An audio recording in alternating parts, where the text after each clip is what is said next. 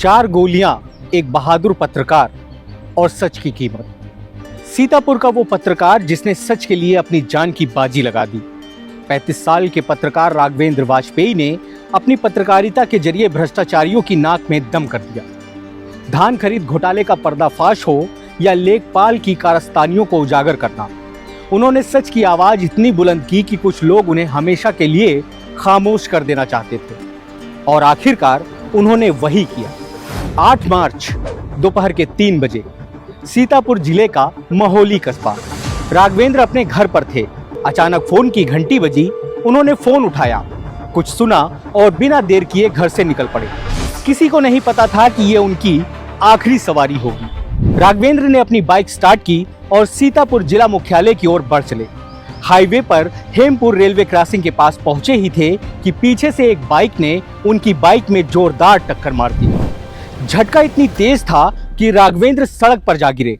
इससे पहले कि वो कुछ समझ पाते, 4 गोलियां उनके शरीर को छलनी कर चुकी थी। एक गोली सिर में लगी, एक सीने में, एक पीठ पर और एक उनके हाथ की हथेली पर।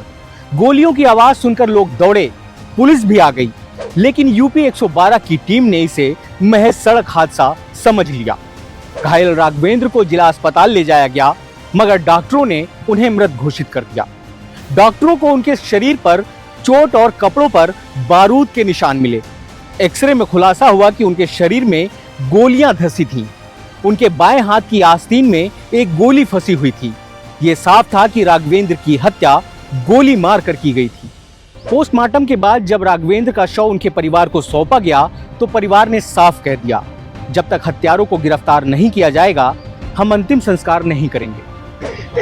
हमारे भाई मारी गई। कहाँ कानून व्यवस्था, कहाँ है पुलिस व्यवस्था, बताइए। क्या कर दिया कैसे करवाया है? पुलिस के करवाया हत्या है। पुलिस की हत्या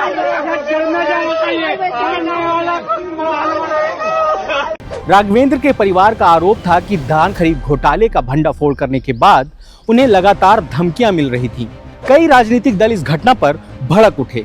अखिलेश यादव ने कहा, इस सरकार में भ्रष्टाचार इस स्तर पर पहुंच गया है कि ऐसे मामलों को उजागर करने वाले पत्रकारों को धमकियां मिल रही हैं, उनकी हत्या तक हो जाती हैं। सीतापुर में पत्रकार को गोलियों से छलनी करने पर सरकार खामोश है। अगर एक पत्रकार सुरक्षित नहीं है तो आम जनता की क्या स्थिति होगी, इसका अंदाजा बस इसी से लगाया जा सकता है। भाजपा सरकार ने प्रदेश की कानून व्यवस्था को बर्बाद कर दिया है। सरकारी विभागों में ऊपर से नीचे तक भ्रष्टाचार फैला हुआ है। भ्रष्टाचारियों और अपराधियों को सरकार का संरक्षण मिला हुआ है। वहीं आजाद समाज पार्टी के मुखिया चंद्रशेखर ने कहा, यूपी में अपराधी शासन से भी ताकतवर हो चुके हैं, अब पत्रकार भी सुरक्षित नहीं है। वहीं कांग्रेस के प्रदेश अध्यक्ष अजय राय ने सरकार को घेरते हुए कहा कि जब समाज की आवाज उठाने वाला ही सुरक्षित नहीं तो आम जनता का क्या होगा। पत्रकार राघवेंद्र वाजपेयी हत्याकांड की गूंज संसद में भी सुनाई दी।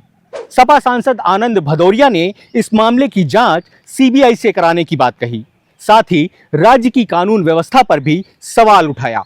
वहीं बीजेपी विधायक शशांक त्रिवेदी ने आश्वासन दिया कि मुख्यमंत्री योगी आदित्यनाथ इस मामले पर नजर रख रहे हैं और दोषियों को जल्द ही मिट्टी में मिला दिया जाएगा। फिलहाल राघवेंद्र की मौत ने उनके परिवार को हिलाकर रख दिया है।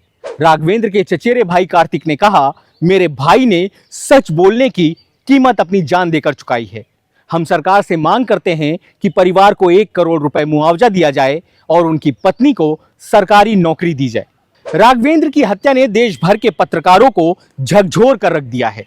इससे पहले इसी साल छत्तीसगढ़ में भी 28 साल के युवा पत्रकार मुकेश चंद्राकर की हत्या कर दी गई थी।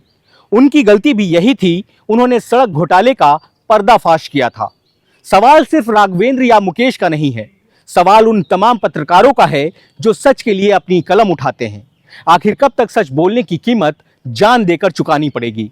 कब तक उन आवाजों को खामोश किया जाएगा जो बेखौफ होकर सच बोलती हैं?